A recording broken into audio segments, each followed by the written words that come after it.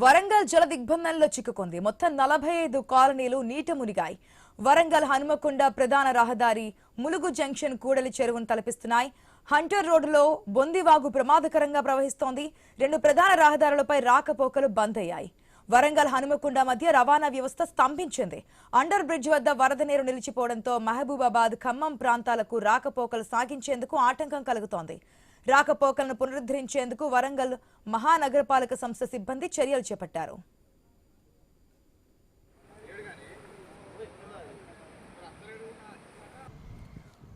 వరద బాధితుల కోసం వరంగల్లో 9, హనుమకొండలో 3 పునరావాస కేంద్రాలు ఏర్పాటు చేశారు. 1200 మందిని సురక్షితంగా పునరావాస కేంద్రాలకు తరలించారు. భారీ వర్షాల వల్ల వరంగల్ జిల్లాలోని ప్రభుత్వ, ప్రైవేటు పాఠశాలలకు సెలవు ప్రకటించారు.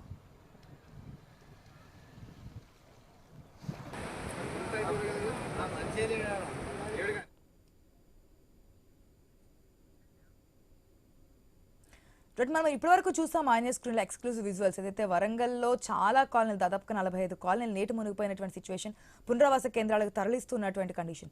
ప్రజెంట్ అప్డేట్స్ అని తెలుసుకుందాం మా ప్రతినిధి ప్రశాంత్ ద్వారా. Good morning Prashanth. వరదలు వరంగల్ని కకావికలం చేశాయని చెప్పొచ్చు. పూర్తిగా కాలనీలన్నీ జలమయం అయిపోయాయి. ఆ కాలనీలన్నీ కూడా ఈ వాటర్లో మునిగిపోయినటువంటి కండిషన్ కనిపిస్తోంది. పునరావాస కేంద్రాలు తరలిస్తున్నారని చెప్తున్నారు. ప్రజెంట్ డీటెయిల్స్ ఏంటి? పెద్ద ఎత్తున భారీ మెంతా తుఫాను ఎఫెక్ట్ అయితే పూర్తిగా ఉమ్మడి వరంగల్ జిల్లా పైన ఉగ్ర రూపం చూపించింది. దీంతో అయితే ఉమ్మడి వరంగల్ జిల్లా వ్యాప్తంగా కూడా నిన్న ఉదయం నుంచి రాత్రి వరకు కూడా ఎరతెరిపి లేకుండా భారీగా కురిసిన భారీ వర్షానికి తెలంగాణ రెండో రాష్ట్ర రాజధానిగా పిలిచేటువంటి వరంగల్ ట్రై సిటీస్ మొత్తం కూడా జల దిగ్బంధంలో మునిగిపోయాయి. ఎక్కడికక్కడ జనజీవనం స్తంభించిపోయిన పరిస్థితి అయితే ఉంది. ఇటు పోలీసులు, అటు కార్పొరేషన్ అధికారులు, ఇటు ప్రజాప్రతినిధులు పూర్తిగా సహాయక చర్యలలో మునిగి తేరారు. ఉదయం నుంచి కూడా ఎక్కడెక్కడ ఆ యొక్క జల దిగ్బంధం ఉంది, ఎక్కడెక్కడ ట్రాఫిక్ జామ్ ఉన్నాయి, ఎలాంటి పరిస్థితి ఉందనేది అయితే స్వయంగా స్థానిక ప్రజాప్రతినిధులు, స్థానిక ఎమ్మెల్యే నాయన రాజేందర్ రెడ్డి, స్థానిక ఎంపీ కడియం కావ్య గారు పూర్తిగా కూడా ఆ యొక్క లోతట్టు ప్రాంతాలను పరిశీలించి వాళ్ళకి ఉదయం నుంచి కూడా అటు ఆహార పొట్లాలను సరఫరా చేస్తున్నారు. మరోవైపు 10 పునరావాస కేంద్రాలలో ఇప్పటికే 1200 మందిని పునరావాస కేంద్రానికి రాత్రి చేరవేశారు. వాళ్ళందరికీ కూడా పూర్తిగా ఆ సహాయక చర్యలు అవుతున్నాయి. ఇటు మరమ్మతు ముమ్మరమైనటువంటి చర్యలను కూడా ఇటు జేసీబీల ద్వారా వాటర్ ఫ్లో ఎక్కువ ఉన్నా కూడా వాటర్ ని పంపించే పరిస్థితి చూస్తున్నాము. ములుగు రోడ్డు జంక్షన్ తో పాటు అలంకార జంక్షన్ పూర్తిగా మునిగిపోయిన పరిస్థితి ఉంది. ఇక్కడ ఈ ప్రాంతంలో స్థానిక ఎమ్మెల్యే గారు పర్యటిస్తున్నారు. వారితో మాట్లాడించే ప్రయత్నం చేద్దాం. అన్న చెప్పండి, పరిస్థితి ఎలా ఉంది? సిటీ మొత్తం ఇంత వాటర్ ఫ్లో ఒక్కసారిగా రావడం ఎలా ఉంది? అధికారులు ఏమంటారు? దశాబ్ద కాలం నుంచి ఎన్నడూ పడని విధంగా ఇంత పెద్ద వర్షం పడటం జరిగింది. ఒకటి, దానికి తోడు గత పాలకులు నాలాలు, కుంటలు, చెరువులు అన్ని కబ్జాలు పెట్టడం వలన అదుపెద్ద దాపురించింది. దీనివల్ల ఏదేదేమైనా ప్రజలు నష్టపోయింది. హనుమకొండ ప్రజలు వారిని నివాస గృహాల కింద కాలేజీలు కానివ్వండి, స్కూల్స్ కానివ్వండి, ఫంక్షన్ హాల్స్లకు తరలించడం జరిగింది. వారికి ఎక్కడెక్కడ కొన్ని ఇళ్ల మీద ఉండి బయటికి రాని వాళ్ళు ఉంటే వారికి కూడా పాల ప్యాకెట్ కానివ్వండి, భోజనాల సహకారాలు కూడా మీరు ఏర్పాటు చేయడం జరుగుతుంది. దీనికి అన్నిటికీ తోడు ఇలా చూడండి, నయం నగర్ బ్రిడ్జ్ కట్టడం వలన ఏరియా మొత్తం సేఫ్ జోన్లోకి వెళ్ళిపోయింది. ఇలా మిగతా ఏరియాలకు ఇట్లా ఉండటం వలన కబ్జాలు వాటిని కూడా కొట్టేయాలి. వారు కోర్టు కేసులకు పోవటాలు, వీటి స్టేలు తెచ్చుకోవటాలు వల్ల ఇదంతా బాగుంది ఇదవుతున్నది. దీన్ని మేము అందరం కూడా కూర్చొని ఆలోచించుకొని శాశ్వత పరిష్కారానికి ఒక మార్గం అయితే, రెండవది అండర్ గ్రౌండ్ డ్రైనేజీ దీనికి పరిష్కార మార్గం అనేది క్లియర్. దాని ద్వారా ముఖ్యమంత్రి రేవంత్ రెడ్డి గారు డిపిఆర్ అంతా తయారైపోయింది. నెక్స్ట్ మంత్ లో టెండర్ కాల్ఫర్ చేసి వర్క్ కూడా స్టార్ట్ చేసే ఆలోచనలో ఉన్నాం. అది కనుక అయ్యేది ఉంటే ఇక్కడ హనుమకొండకు ఎక్కడ కూడా నీటి చుక్క నిల్చోకుండా మనం చేయగలిగే అవకాశాలు ఎక్కువ ఉన్నాయి. అంటే ఈ ముఖ్యంగా మీరు అన్నట్టు భూ కబ్జాలు, నాళాల కబ్జాల ఈ వరద కారణం. ముఖ్యంగా ఈ భద్రకాళి దేవస్థాన పరివాహక ప్రాంతం ఇదంతా పరిస్థితి ఇలానే ఉంటాయి. దేవస్థానం కానీ, నగరానికి కానీ ఈ రానున్న రోజులు ఇబ్బందులు ఉంటాయి కదా, దానికి ఏమైనా పరిష్కారం? అండర్ గ్రౌండ్ డ్రైనేజ్ జరుగుతాయి, అన్ని పరిష్కారాలు పోతాయి. దీన్ని ఎక్కడైతే కబ్జాలు, నాలాలు, కుంటలు, చెరువులు కబ్జాలు పెట్టిండో వాటిని కనుక మనం క్లియర్ చేయగలిగితే పరిష్కార మార్గం అవుతుంది. లేకపోవడానికి క్వశ్చన్ లేదు, దాన్ని చేసి తీరుతాం కూడా, అలా ఎటువంటి అనుమానం లేదు. కాకపోతే దశాబ్ద కాలం నుంచి ఇంత పెద్ద వర్షం ఎప్పుడు పడలేదు. ప్రకృతి వల్ల వేరేది ఏం లేదు. అంటే నిన్నటి నుంచి పునరావాస కేంద్రంలో ఉన్న వారికి అదేవిధంగా ఇప్పుడు మీరు స్వయంగా కూడా భోజన ప్యాకెట్ పంపిణీ చేస్తారు. ఇంకా ఎన్ని ప్రాంతాలలో ఇబ్బంది ఉంది? ప్రతి దగ్గర ఎక్కడ ఎవరికి భోజనాలు అవసరం ఉన్నా, పాల ప్యాకెట్లు అవసరం ఉన్నా మీరు కొన్ని కాల్స్ ఇచ్చినాం. కలెక్టర్ గారు, సిపి గారు ఇచ్చిన నెంబర్లు ఉన్నాయి. మేము పర్సనల్ గా ఒక ఎమ్మెల్యేగా నా నెంబర్స్ ఉన్నాయి. వీటికి ఫోన్ చేస్తే మీకు అక్కడ ఏర్పాటు చేస్తున్నానంటే ఇది చేస్తున్నాం. అది మనం చూస్తున్నాము. పూర్తిగా పునరావాస కేంద్రాలలో ఉన్న వారికి అయితే భోజనాలు అందిస్తున్నాం. కానీ వరంగల్ నగరం వరద ముప్పుకు అయితే శాశ్వత పరిష్కారం కేవలము ఈ యొక్క అండర్ డ్రైనేజ్ నిర్మాణమే దీనికి శాశ్వత పరిష్కారం అంటున్నారు. ఇప్పటికీ వాటర్ ఫ్లో చూసినట్లయితే పెద్ద ఎత్తున ఇక్కడ వాటర్ ఫ్లో అయితే పెరుగుతూ ఉంది. పూర్తిగా వరద సహాయక స్థితిలో ఉన్నారు. వారు మాట్లాడతాం. ఈ యొక్క ఫ్లడ్ ఎఫెక్ట్ అయితే బాగా ఉంది. సిటీకి మీరు వ్యక్తిగా ఉన్నారు.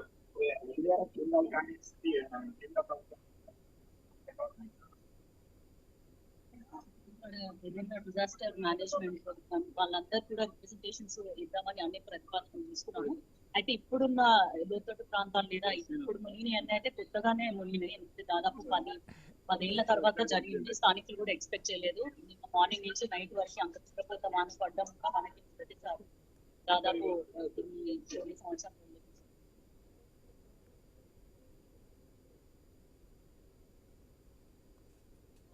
సమస్యలు ఎక్కడెక్కడ ఉన్నాయి, ఎక్కడెక్కడ ఏమి ఇబ్బందుల వల్ల ఇలా జరిగిందో తెలుసుకొని వాటిపైన రివ్యూ చేసి మనము స్టేట్ లో అండర్ గ్రౌండ్ డ్రైనేజ్ చేయడంతో పాటు అక్కడ సెంట్రల్ గవర్నమెంట్ మనము డిజాస్టర్ రిలీఫ్ ఫండ్ అనేది మనం డెఫినెట్ గా అడుగుతాము.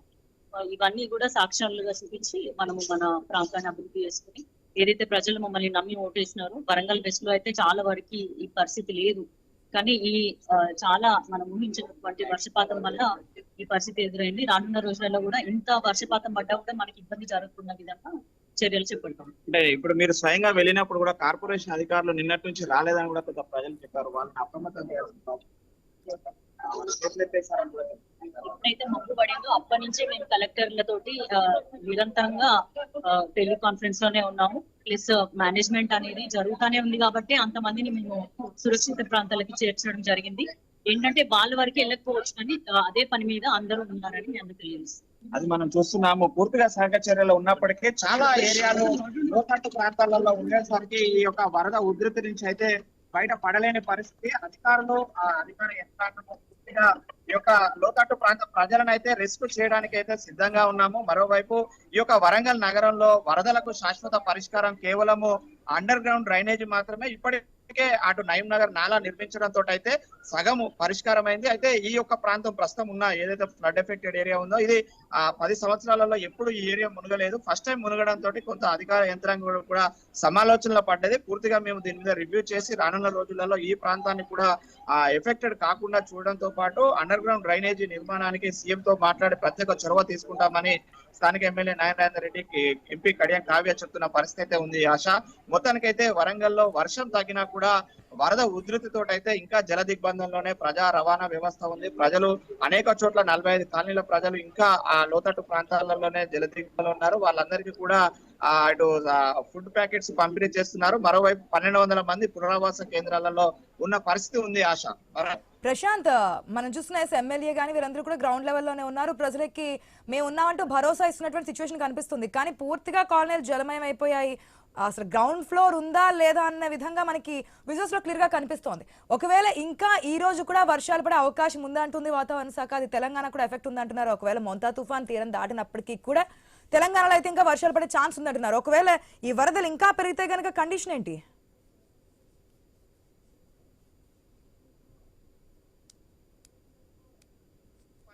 ఇంకా వరదల్లోనే మునిగిపోయిన పరిస్థితి అయితే ఉంది. ఆశ ఎక్కడ చూసినా కూడా ఇంకా ఉంది. ఒక 2 అవర్స్ కనుక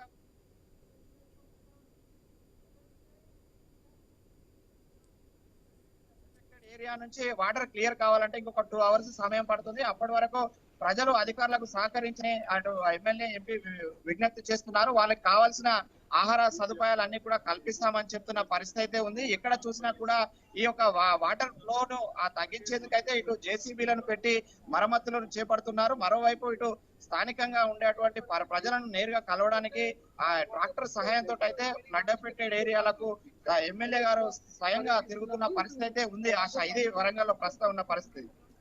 right, thanks for the update Prashanth. మనం చూసిన విజువల్స్ కూడా క్లియర్ గా ఎక్స్క్లూజివ్ విజువల్స్ వరంగల్లో దాదాపుగా ఎటువంటి పరిస్థితి ఉందో, ఏ విధంగా మునిగిపోయింది అనేది కూడా మనం క్లియర్ గా చూస్తున్నాం. ఇప్పటికే ఎమ్మెల్యే అక్కడ గ్రౌండ్ లెవెల్లో పరిశీలిస్తున్నారు. ఎటువంటి కండిషన్ ఉంది, ప్రజలు ఏ విధంగా సమస్యలు ఎదుర్కొంటున్నారని పునరావాస కేంద్రాలు కూడా తరలిస్తున్నారు. మొత్తం 45 కాలనీలు 45 కాలనీలు నీట మునిగిపోయినటువంటి కండిషన్. అసలు చిన్న చిన్న అంటే అపార్ట్మెంట్స్ వరకు ఓకే, ఒకవేళ గ్రౌండ్ ఫ్లోర్ వరకు ఫస్ట్ ఫ్లోర్ వరకు అట్లా వేసుకుని వెళ్ళైతే ఎస్, మన గేట్ కూడా కనిపించకుండా మొత్తం ఆ ప్రహారీ కూడా ఏదైతే ఉంటుందో ఆ గోడ వరకు కూడా వాటర్ వచ్చినటువంటి సిచ్యువేషన్, కార్లు మునిగిపోతున్నటువంటి సిచ్యువేషన్. అదేవిధంగా హంటర్ రోడ్లో కూడా ఏదైతే బొందివాగు ఉంటుందో అది కూడా ఉధృతంగా ప్రవహిస్తోంది. ఈ కురిసిన వర్షాలకు తోడు పైనుంచి వస్తున్నటువంటి ఫ్లడ్స్ కారణంగా ఈ 45 గ్రామాలు పూర్తిగా నీట మునిగిపోయినటువంటి సిచ్యువేషన్ కనిపిస్తోంది. అండర్ బ్రిడ్జ్ వద్ద కూడా మనం చూసాం గతంలో కూడా ఒక్క గంట కురిసినటువంటి వర్షానికి అండర్ బ్రిడ్జ్ ఏ విధంగా మునిగిపోయింది అనేది. ఇప్పుడు కూడా సేమ్ కండిషన్. అండర్ బ్రిడ్జ్ ఏదైతే ఉందో దాని కింద వరద నీరు నిలిచిపోవడంతో అటు మహబూబాబాద్ సంబంధించి కావచ్చు, ఖమ్మం ప్రాంతాలకు వెళ్ళేటటువంటి వాహనాలు రాకపోకలకు పూర్తిగా అంతరాయం